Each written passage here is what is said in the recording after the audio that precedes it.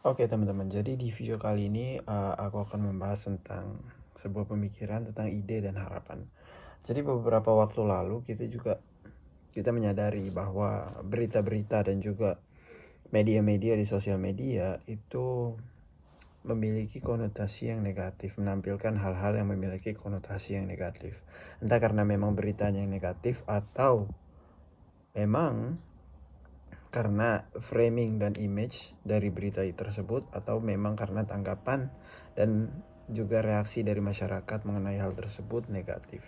Sebagai contoh, kita punya kasus PPN yang diubah dari 11 menjadi 12%. Nah, dari kasus ini kebanyakan masyarakat itu berpendapat bahwa kebijakan ini dapat berpengaruh buruk terhadap ekonomi Indonesia karena tentunya kebijakan ini akan mempengaruhi harga dari suatu barang yang dimana kebanyakan dari masyarakat Indonesia masih berada di uh, masyarakat kelas bawah dan juga menengah. Kemudian di saat yang sama pemerintah juga berpikir bahwasanya kebijakan ini adalah langkah yang tepat untuk meningkatkan pendapatan negara dengan pajak. Dan rasanya pendapat dari pemerintah ini juga merupakan salah satu poin yang valid dari pemerintah karena dengan menaikkan 1%, maka pendapatan dari pajak bisa naik hingga 9%.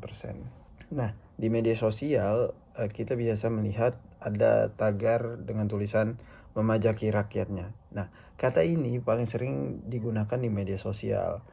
Dan dengan adanya tulisan memajaki rakyatnya ini berarti bahwa media-media tidak mendukung adanya pengambilan kebijakan tersebut. Dan ini adalah salah satu contoh di mana terdapat dua perbedaan ide dan juga pendapat dalam keadaan di Indonesia. Kemudian contoh lainnya adalah ketika Presiden Prabowo mengatakan dalam sebuah acara bahwa pemilihan wakil rakyat, seperti bupati contohnya, itu seharusnya dipilih oleh Dewan Perwakilan Rakyat yang sudah merupakan representasi dari rakyat itu sendiri. Nah, tentunya dengan melakukan hal ini akan mengundang kontroversi yang sangat panjang. Tentunya sudah menjadi hukum alam bahwasanya rakyat akan bereaksi terhadap pengambilan kebijakan yang seperti ini. Tentu saja pengambilan kebijakan yang seperti ini merupakan salah satu indikasi dari adanya langkah yang ingin meniadakan kegiatan demokrasi di Indonesia. Namun di sisi lain pemerintah juga memiliki argumen terhadap keputusan ini. Salah satunya adalah efisiensi daripada biaya pemilu yang dilakukan. Kita juga tahu bahwa pemilu di Indonesia mengeluarkan biaya yang sangat tinggi. Nah, contohnya adalah setiap calon itu ketika ingin pemilu, mereka perlu adanya dana kampanye dan pemerintah menilai bahwa dana kampanye itu merupakan sebuah pemborosan yang seharusnya tidak dilakukan. Itu dari calonnya sendiri atau uang negara ataupun dari partai-partai politik. Nah, dengan sistem yang seperti ini kita juga tahu bahwa orang-orang atau juga kandidat-kandidat yang memiliki dana yang paling tinggi memiliki kesempatan yang jauh lebih besar untuk memenangkan pemilu. Sehingga akan terjadi sebuah kondisi di mana akan adanya tukar tambah politik. Selain itu, dengan dilakukannya sebuah pemilu, maka tentunya pemimpin yang paling tinggi popularitasnya itu akan memiliki advantage yang sangat besar dari lawan-lawan politiknya. Dan dengan diberlakukannya sistem yang seperti itu, maka demokrasi yang berjalan adalah demokrasi yang berbasiskan populisme atau popularitas. Siapa yang populer dia yang menang. Nah, sebagai argumen tambahan dari pemerintah, mereka bisa mengatakan bahwa rakyat Indonesia ini belum siap dalam melakukan pemilihan langsung. Karena rakyat masih bergantung kepada siapa yang populis, bukan siapa yang memiliki prestasi. Rakyat masih peduli dengan siapa yang ngasih bansos.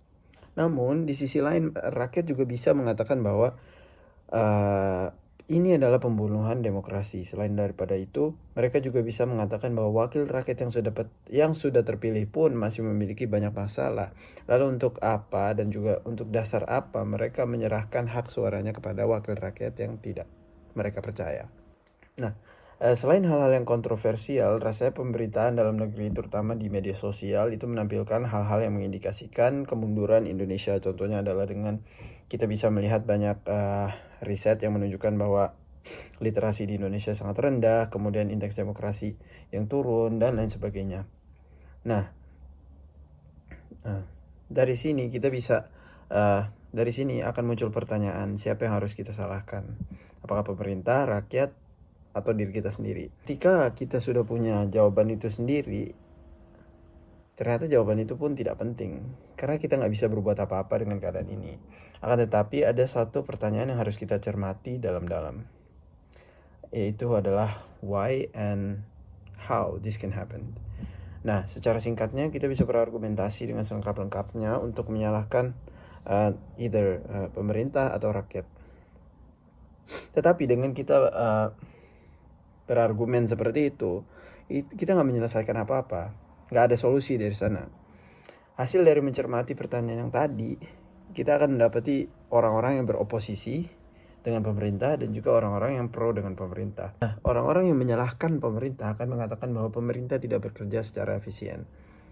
Namun di lain sisi orang-orang yang menyalahkan rakyatnya sendiri mengatakan bahwa SDM di Indonesia itu sangat rendah. Dan mungkin keduanya adalah pendapat yang benar. Nah, gue merasa bahwa ketika kita memikirkan sebuah problem dengan cara yang seperti ini, itu tidak menyelesaikan masalah karena sebenarnya terdapat sebuah separasi ide dalam kehidupan di Indonesia.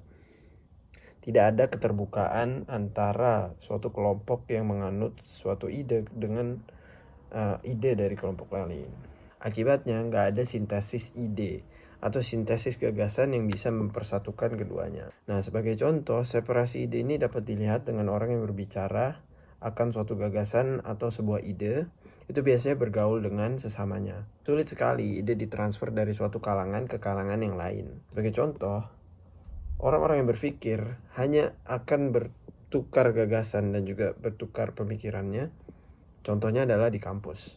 Itu pun kalau di kampus kita berpikir kan. Bahkan di kampus pun kita tidak berpikir dan kita hanya menerima apapun yang diajarkan. Nah, kondisi seperti itu hanya akan menghasilkan ide yang berputar-putar di satu kolam yang sama, yang berputar-putar di satu tempat yang sama, yang tidak bertabrakan dengan ide-ide yang lainnya. Padahal seharusnya ide itu adalah hal yang seharusnya dipertarungkan supaya kita bisa mendapatkan hasil yang lebih bagus dari percampuran dari kedua ide tersebut. Sebagai contoh konkret, kita gunakan video ini. Saya yakin yang nonton video ini sampai akhir adalah orang-orang yang memiliki keterbukaan akan ide baru. Nah, permasalahan separasi ide dapat kita lihat dengan jelas bahwa ide ini akan berputar di kalangan orang-orang yang seperti kalian aja. Sulit rasanya argumen dan juga ide ini sampai kepada orang-orang dalam golongan yang lain. Salah satu penyebabnya adalah banyak dari golongan-golongan yang lain yang tidak peduli dengan narasi yang sedang kita bawakan hari ini. Dan fair aja, mungkin beberapa orang yang menonton video ini sudah nge-cut videonya dan ya apa sih ini, videonya nggak penting. Karena memang sesungguhnya seperti itu. Orang hanya akan peduli dengan suatu ide ketika ide itu berkorelasi dengan kehidupannya dia. Jika kita lihat media sosial sekarang, ketika ada narasi yang membawakan tentang menaikkan PPN menjadi 12%, itu akan ada dua reaksi dari masyarakat, pro kepada pemerintah dan juga oposisi terhadap kebijakan pemerintah. Di sini kita bisa melihat banyak sekali perdebatan yang bisa dilihat di kolom komentar dan rasanya belakangan ini perdebatan-perdebatan yang terjadi di kolom komentar sudah memiliki basis yang berdasarkan data. Gue merasa bahwa kesempatan ini atau kejadian seperti ini itu merupakan sebuah tanda bahwa di Indonesia akan terbangun sebuah budaya debat yang berbasiskan data, walaupun baru mulai dari segelintir orang. Nah, selain daripada itu, kita juga bisa mulai melihat banyaknya konten-konten podcast atau konten-konten yang bersifat edukasional, seperti contohnya podcastnya Pak Gita Wirjawan. Itu merupakan salah satu bentuk bahwa ternyata di Indonesia tuh bisa loh kita berdiskusi dengan basis ilmu pengetahuan. Selain itu, juga ada Profesor Bagus Mulyadi dengan Chronicles-nya. Ini merupakan salah satu tanda besar di Indonesia bahwa sudah banyak orang-orang, khususnya para pemuda, semakin sadar bahwa ilmu pengetahuan dibutuhkan dalam menentukan kemana arah negara ini berjalan. Secara singkat, korelasi antara apa yang terjadi di media sosial dan juga apa yang gue bicarakan saat ini tentang ide, separasi ide, dan juga harapan, kita bisa melihat bahwa separasi ide di Indonesia itu mulai terbuka. Orang-orang di Indonesia mulai terbuka akan ide dan juga gagasan yang baru, dan juga mulai mempertarungkan ide-ide mereka. Kita bisa lihat contohnya seperti di kolom komentar, dan ini adalah sebuah harapan. Terima kasih.